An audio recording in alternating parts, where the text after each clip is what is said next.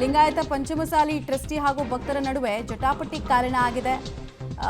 ಮಠದಲ್ಲಿ ಅಡ್ಮಿನಿಸ್ಟ್ರೇಷನ್ಗೆ ಸಂಬಂಧಪಟ್ಟಂತೆ ಗೋಲ್ಮಾಲ್ಗಳಾಗ್ತಾ ಇದೆ ಅಂತ 2008ರಿಂದ ಬಂದಂತಹ ಅನುದಾನ ಮತ್ತು ದೇಣಿಗೆಯಲ್ಲಿ ದುರ್ಬಳಕೆ ಆಗಿದೆ ಅನ್ನುವಂತಹ ಆರೋಪ ಕೇಳಿಬಂದಿದೆ. ಹೀಗಾಗಿ ಭಕ್ತರು ಮತ್ತು ಆಡಳಿತ ಸಿಬ್ಬಂದಿ ಇಬ್ರು ಕೂಡ ವಾಕ್ ಸಮರದಲ್ಲಿ ತೊಡಗಿದ್ರು.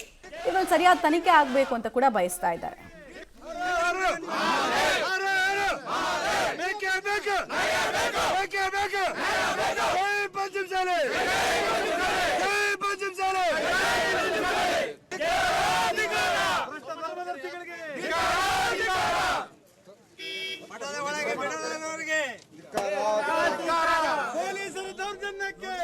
ಲಿಂಗಾಯತ ಪಂಚಮಸಾಲಿ ಟ್ರಸ್ಟಿ ಮತ್ತು ಭಕ್ತರ ನಡುವೆ ಆಗಿರುವಂತಹ ಜಟಾಪಟಿ ಇದು.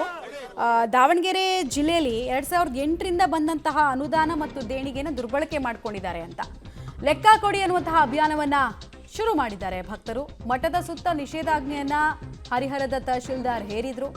ಮಠದ ಗೇಟ್ ಬಳಿನೇ ಭಕ್ತರನ್ನ ತಡೆಯೋ ಕೆಲಸವನ್ನ ಕೂಡ ಪೊಲೀಸರು ಮಾಡಿದ್ರು. ಆ ಮೂಲಕ ಪರಿಸ್ಥಿತಿಯನ್ನ ತಿಳಿಗೊಳಿಸುವಂತಹ ಯತ್ನಕ್ಕೂ ಕೂಡ ಕೈ ಹಾಕಿದ್ರು. ಆದರೆ ಈಗಲೂ ಕೂಡ ಉದ್ವಿಗ್ನ ವಾತಾವರಣ ಇದೆ. ಯಾಕಂದ್ರೆ ಸುದೀರ್ಘವಾಗಿ 10-20 ವರ್ಷಗಳಿಂದ ಗೋಲ್ಮಾಲ್ಗಳಾಗ್ತದೆ, ಸ್ಕ್ಯಾಮ್ ಆಗ್ತಿದೆ ಅನ್ನೋದು ಭಕ್ತರ ಆರೋಪ.